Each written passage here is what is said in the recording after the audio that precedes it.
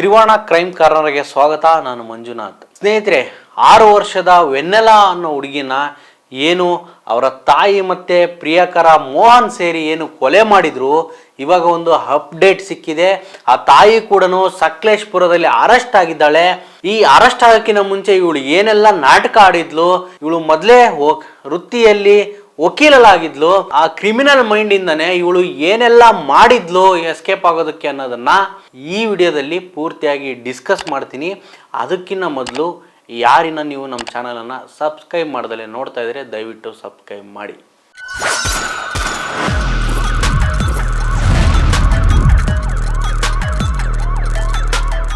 ಸ್ನೇಹಿತರೆ, 2007ರಲ್ಲಿ ದಾವಣಗೆರೆ ಮೂಲದ ಏನು ಪ್ರವೀಣ್ ಅನ್ನೋ ವ್ಯಕ್ತಿನ ಪ್ರಿಯಾಂಕ್ ಅವರು ಮದುವೆ ಆಗ್ತಾರೆ. ಅವ್ರದ್ದು ಪ್ರವೀಣ್ ಅನ್ನೋರ್ದು ಒಂದು ಪ್ರೈವೇಟ್ ಸ್ಕೂಲ್ ಇರುತ್ತೆ, ಅವ್ರು ಅದರಲ್ಲೇ ಟೀಚರ್ ಆಗಿರ್ತಾರೆ.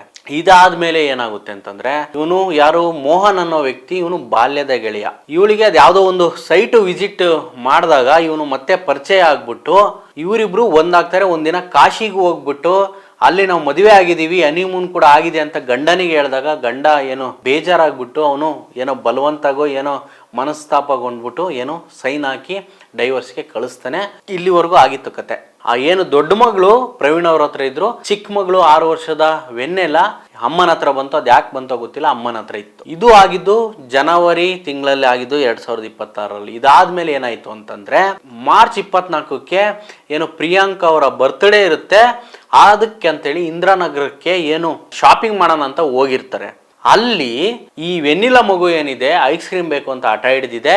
ಹಠ ಹಿಡಿದ್ಮೇಲೆ ಅವನೇನು ಮೋಹನ್ ಇರ್ತಾನಲ್ಲ, ಮೋಹನ್ ಹತ್ರನೇ ಇರ್ತದೆ. ಯಾಕಂದ್ರೆ ಪ್ರಿಯಾಂಕಾ ಶಾಪಿಂಗ್ಗೆ ಒಳಗೆ ಹೋಗಿರ್ತಾರೆ, ಈ ಮಗು ಕಾರ್ ಹತ್ರ ಮೋಹನ್ ಜೊತೆಗೆ ಇರುತ್ತೆ. ಆ ಐಸ್ ಕ್ರೀಮ್ ಬೇಕು ಅಂತ ಹೇಳಿದಾಗ ತಂದು ಕೊಡ್ತಾರೆ. ಈ ಫ್ಲೇವರ್ ಬೇಡ, ಇನ್ನೊಂದು ಫ್ಲೇವರ್ ಬೇಕು ಅಂತ ಹಠ ಹಿಡಿದಿದೆ ಮಗು. ಇದಕ್ಕೆ ಅವನು ಕೋಪಿ ತಗೊಂಡ್ಬಿಟ್ಟು ಬಾಯಿ ಮೂಗನ್ನ ಮುಚ್ಚಿ ಹಾಗೆ ಹೊಟ್ಟೆ ಭಾಗಕ್ಕೆ ಒದ್ದಿದ್ದಾನೆ. ಇಲ್ಲಿ ಮಗು ಅಲ್ಲೇ ಮರಣ ಹೊಂದಿದೆ. ಇದು ಆದ್ಮೇಲೆ ಏನಾಗುತ್ತೆ, ಇವರಿಬ್ರು ಬರ್ತಾರೆ. ಹಿಂಗಾಯ್ತು ಅಂತ ಹೇಳಿದ್ರೆ ಇವರಿಬ್ರು ಒಂದಾಗಿ ಏನು ಆ ವೆನ್ನಿಲಾ ತಾಯಿ ಮತ್ತೆ ಪ್ರಿಯಕರ ಮೋಹನ್ ಒಂದಾಗ್ಬಿಟ್ಟು ಇದನ್ನು ಮುಚ್ಚಿ ಹಾಕಲು ಪ್ಲಾನ್ ಮಾಡ್ತಾರೆ.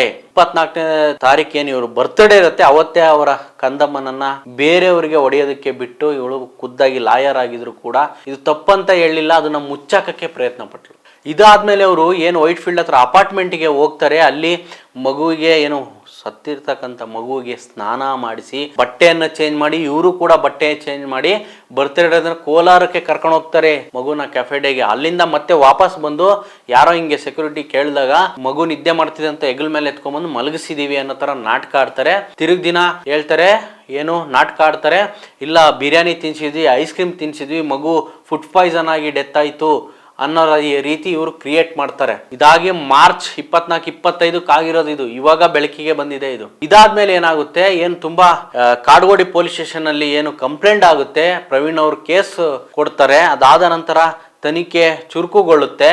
ಕಾಡ್ಗೋಡಿ ಪೊಲೀಸ್ ಸ್ಟೇಷನ್ ಅವರು ಕೂಡ ಏನು ಪೋಸ್ಟ್ ಮಾರ್ಟಮ್ ರಿಪೋರ್ಟ್ ಬಂದಾಗ ಇವರು ಕೂಡ ಏನು ನೆಗ್ಲಿಜೆನ್ಸಿ ಕಾಣ್ತಾ ಇದೆ ಇಲ್ಲಿ ಪೊಲೀಸ್ ಅವ್ರದ್ದು. ಇದಾದ್ಮೇಲೆ ಅವರ ಏನು ಪ್ರವೀಣ್ ಅವರ ಸಿಸ್ಟರ್ ಲಂಡನ್ ಅಲ್ಲಿ ಇರ್ತಾರೆ, ಅವರು ಮಕ್ಕಳ ತಜ್ಞೆ ಪೌರ್ಣಮಿ ಅಂತ ಅವ್ರ ಹೆಸರು.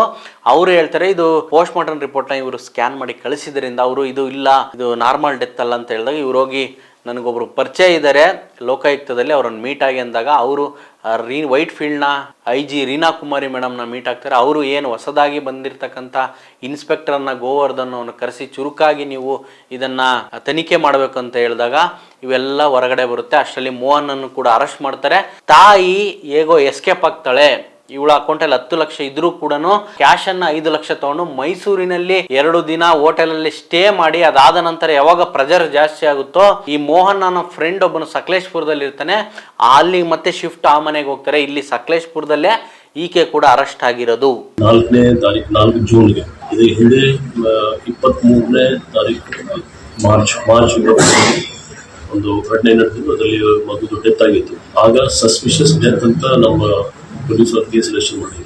ತದನಂತರ 4ನೇ ತಾರೀಕು 4 ಜೂನ್ಗೆ ಮರ್ಡರ್ ಕೇಸ್ ರಿಜಿಸ್ಟರ್ ಆಗಿದೆ. ಈ ಎಲ್ಲ ಪ್ರಕರಣದಲ್ಲಿ ಇನ್ವೆಸ್ಟಿಗೇಷನ್ ಕೆಲವು ಲ್ಯಾಪ್ಸಸ್ ಕಂಡು ಬರ್ತಾ ಇದೆ.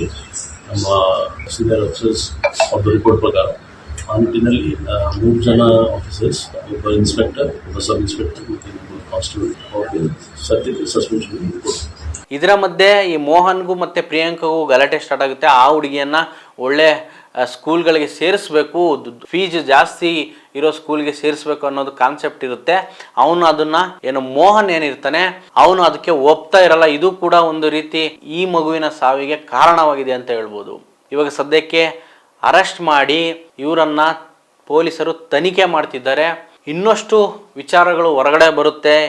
ಎಷ್ಟೇ ಆಗಲಿ ಲಾ ಓದಿರತಕ್ಕಂಥ ಒಂದು ಹೆಣ್ಣು ಮಗಳು ತನ್ನ ಮಗು ಮರಣ ಹೊಂದಿದಾಗ ಅದನ್ನ ಮುಚ್ಚಾಕಲು ಪ್ರಯತ್ನ ಪಟ್ಟಿದ್ದಾರೆ. ಸಾಕ್ಷಿ ನಾಶ, ಇದಕ್ಕೂ ಕೂಡ ಕೇಸ್ ಬೀಳುತ್ತೆ. ನಾನು ವಿಡಿಯೋ ಮಾಡ್ತಕ್ಕಂಥ ಸಂದರ್ಭದಲ್ಲಿ ಸಿಕ್ಕ ಅಪ್ಡೇಟ್ ಆಗಿದೆ. ಮುಂದಿನ ವಿಡಿಯೋದಲ್ಲಿ ಸಿಗ್ತೀನಿ. ನಮಸ್ಕಾರ.